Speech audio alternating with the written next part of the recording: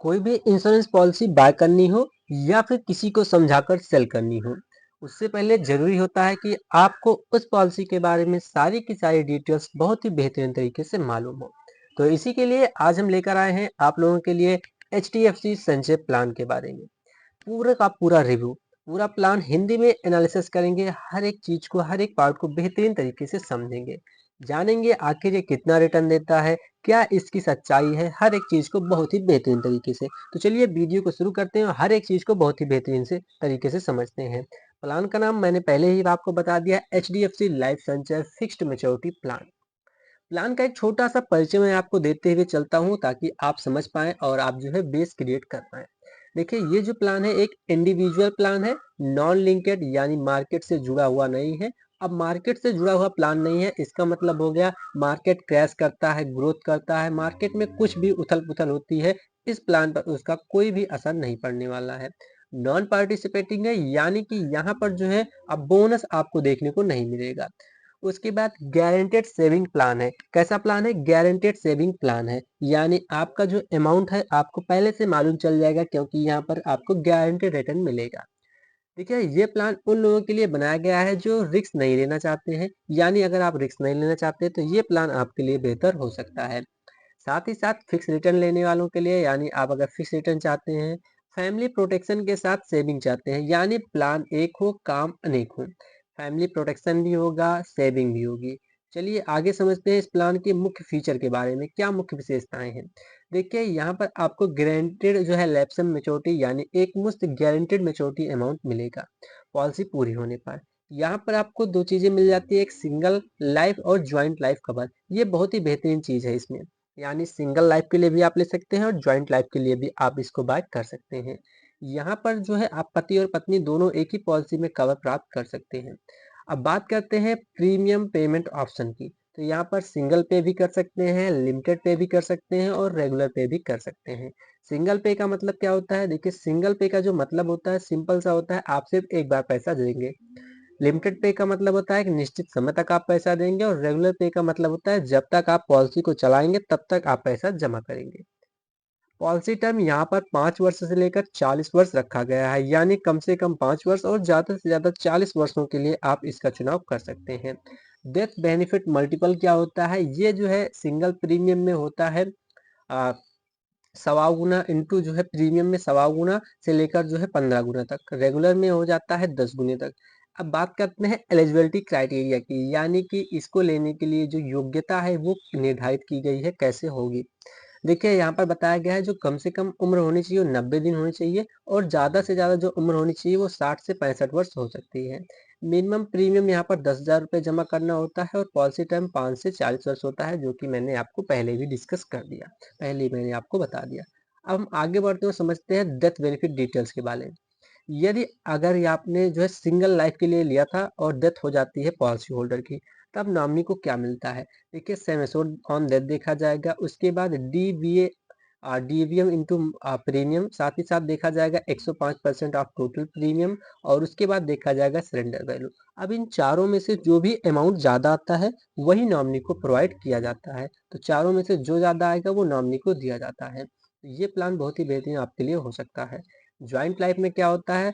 First death पे क्या होगा कि अगर आपने ज्वाइंट लाइफ लिया तो फर्स्ट डेथ पे क्या होगा, सेम एश्योर्ड या फिर 105% ऑफ प्रीमियम प्रोवाइड किया जाता है। सेकंड डेथ पर क्या होता है? इन चारों में से जो मैंने ऊपर आपको डिस्कस किया, same assured, DBM into premium, 105% premium या सरेंडर वैल्यू, इन चारों में से जो ज़्यादा होता है वही लास्ट में प्रोवाइड कर दिया जाता है। ये तो हो गया इनकेस पॉलिसी होल्डर्स की डेथ हो जाती है। दूसरा है मेच्योरिटी पर, यानी पूरी पॉलिसी अवधि अवधि तक आप सर्वाइव करते हैं, किसी की डेथ नहीं होती है, तब क्या होगा? ये जो है कैलकुलेट होगा मैच्योरिटी टाइम पर। प्रीमियम आपका कैलकुलेट होगा गारंटीड मैच्योरिटी मल्टीपल्स, यानी कि GMM। अब ये दोनों कैलकुलेट करके आपको दिया जाता है। जो ये GMM यानी कि गारंटेड मैच्योरिटी मल्टीपल्स है, ये आपकी एज और आपने कितने समय के लिए इसका चुनाव किया है उस पर निर्भर करता है। अब एक कैलकुलेशन लेकर थोड़ा सा समझाने का प्रयास करते हैं। देखिए, मान लीजिए आपकी उम्र 35 वर्ष है और आपने जो है 1 लाख रुपए प्रति वर्ष जमा करना शुरू किया, तो आप 10 साल का टर्म लेते हैं। तो पॉलिसी टर्म अगर आपने 10 साल का लिया है तो यहाँ पर आपका 10 लाख रुपए जमा हो जाता है और 11,57,000 रुपए यहाँ पर आपको बताया जा रहा है, 11,57,900 रुपए दिए जाएँगे। तो कुछ इस प्रकार से कैश फ्लो यहाँ पर आपको देखने को मिल जाता है। यहाँ पर ये जो कैलकुलेशन है ना वो 3.8% से लेकर 4.5% के अप्रॉक्सिमेट रिटर्न के हिसाब से कैलकुलेट किया गया है। मतलब ये फिक्स्ड डिपॉजिट से थोड़ा अधिक है, लेकिन इक्विटी से जो है कम है, कम रिटर्न दे रहा है। सरेंडर वैल्यू की बात करते हैं तो सरेंडर वैल्यू जो है गारंटेड सरेंडर वैल्यू में आपको सिंगल प्रीमियम के अंतर्गत 100% और रेगुलर पे में आपको 2 साल बाद दिया जाएगा। 5 साल बाद अगर आप करते हैं तो टोटल प्रीमियम के बराबर हो सकता है आपका guaranteed surrender value. Loan faculty की बात करते हैं तो सरेंडर वैल्यू का 80% तक आप लोन ले सकते हैं, जिसपे आपको 9.5% का पर एनम इंटरेस्ट भी प्रोवाइड करना पड़ता है। राइडर्स की बात करते हैं तो यहाँ पर कुछ राइडर्स भी अवेलेबल हैं, जहाँ कि आप यहाँ पर देख सकते हैं, जैसे कि एक्सीडेंटल डिसेबिलिटी राइडर्स हो गया, प्रोटेक्ट प्लस राइडर हो गया और वेवर ऑफ प्रीमियम राइडर हो गया। अब यहाँ पर कुछ एडवांटेज और डिसएडवांटेज भी होते हैं, जो कि आप देख सकते हैं। जैसे कि मैं एडवांटेज की बात करूँ तो गारंटी रिटर्न मिल जाता है, ज्वाइंट लाइफ ऑप्शन मिल जाता है, टैक्स बेनिफिट आपको मिल जाता है और लोन फैकल्टी भी आपको मिल जाती है। डिसएडवांटेज में क्या होगा कि लो यहाँ पर आईआर है, जो है कि लो रहने वाला है, काफ़ी लो है। उसके बाद नो बोनस, यहाँ पर बोनस नहीं मिलता है। तो ये चीज़ें यहाँ पर आपको डिसएडवांटेज के अंतर्गत देखने को मिल जाती हैं। ये किनके लिए सही रहने लगा है वो भी चीज़ें आप यहाँ पर देख सकते हैं, जैसे कि risk aware short term gold planner के लिए सही हो सकता है। थोड़ा डिटेल्स में कंपैरिजन भी किया गया है, जैसे कि एचडीएफसी संचय के साथ एफडी और यूलिप का। देखिए रिस्क जो है एचडीएफसी संचय में भी नहीं है और एफडी में भी नहीं है, लेकिन जो यूलिप प्लान्स होते हैं उसमें रिस्क होता है। लेकिन रिटर्न की बात करते हैं तो जहाँ ये 4 से 5% रिटर्न दे रहा है, वहीं यूलिप 8 से 12% का रिटर्न देता है। लाइफ कवर में आप देखेंगे तो यहाँ पर आपको तीनों में दोनों में लाइफ कवर मिल जाता है, यूलिप में भी और एचडीएफसी संचय में भी। लेकिन एफडी की बात करते हैं तो इसमें आपको लाइफ कवर नहीं दिया जाता है। तो यहाँ पर लगभग-लगभग मैंने हर एक चीज़ को आपको बताने का प्रयास किया है और इसके नीचे मैंने काफ़ी क्वेश्चन और उनके आंसर भी ऐड कर रखे हैं कि इनमें से आपके बहुत सारे प्रश्न हो सकते हैं, जिसको मैंने आपको यहाँ पर बताने का प्रयास किया है, उनके जवाब को भी देकर।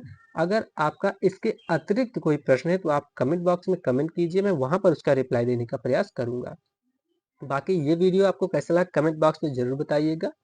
तो अगर आप चाहते हैं कि कोई अदर वीडियो मैं आपको लेकर आऊँ, समझाऊँ या किसी 2 प्लान का कंपैरिजन हो या किसी अन्य कंपनी की पॉलिसी को समझाना है या समझना है आपको, तो आप कमेंट बॉक्स में कमेंट कीजिएगा। लेकिन उससे पहले आपको एक काम और करना है कि वीडियो को लाइक करना है, कमेंट करना है, दोस्तों में शेयर करना है और पहली बार चैनल पर आए तो चैनल को सब्सक्राइब ज़रूर करिएगा।